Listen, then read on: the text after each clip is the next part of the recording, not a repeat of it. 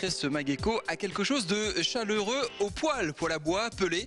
Nous sommes chez Supra à Obernai, entreprise alsacienne, française, 350 salariés, fabricant de poêles très connus dans la région. Je vous présente Pierre-Étienne Chausse, Supra. Bonjour, comment allez-vous? Bonjour, bien et chaudement ici alors qu'il fait très froid dehors. Alors chaudement ici, vous l'avez remarqué, on est dans la salle de chauffe de Supra. Partout autour, des poêles, ils sont testés, c'est ça?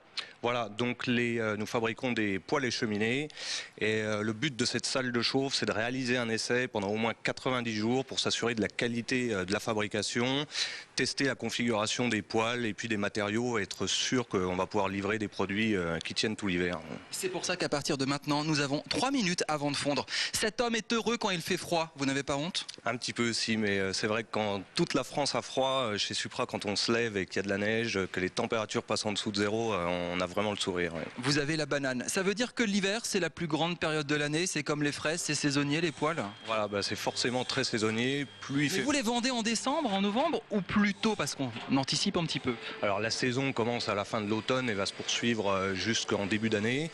Et forcément, plus il fait froid, plus il fait chaud chez Supra et plus on fabrique et on suit la production. Ouais.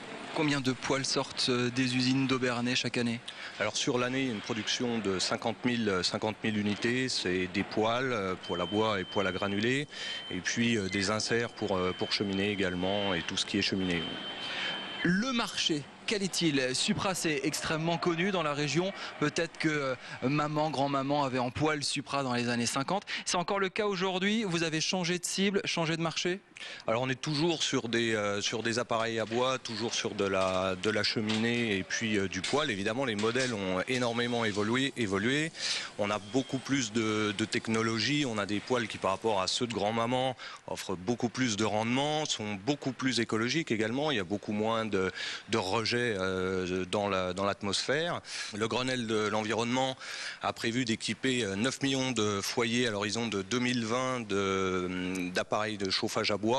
Alors, il aime le froid, premier défaut. Deuxième défaut, on vient d'en parler, ces fameuses normes environnementales. Quand d'autres professionnels les maudissent parce qu'il faut les changer tous les ans, vous au contraire non, parce que c'est gage d'économie d'énergie. Et là, le bois est l'énergie d'avenir. En tout cas, beaucoup le pensent et misent dessus.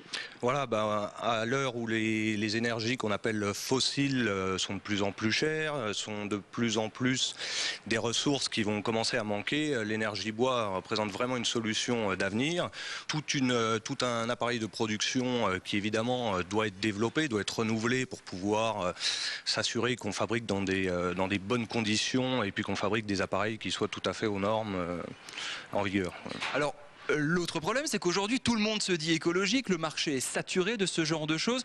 Comment vous sortez votre épingle du jeu par rapport à des produits concurrents européens? Je sais que les Allemands et les Autrichiens sont très forts aussi là-dedans. Clairement, nos appareils ne sont pas les moins chers du marché, mais derrière, on a une fabrication française, on fabrique à Obernai, on réalise des appareils qui tiennent la route, ça fait aussi partie du service qu'on vend derrière.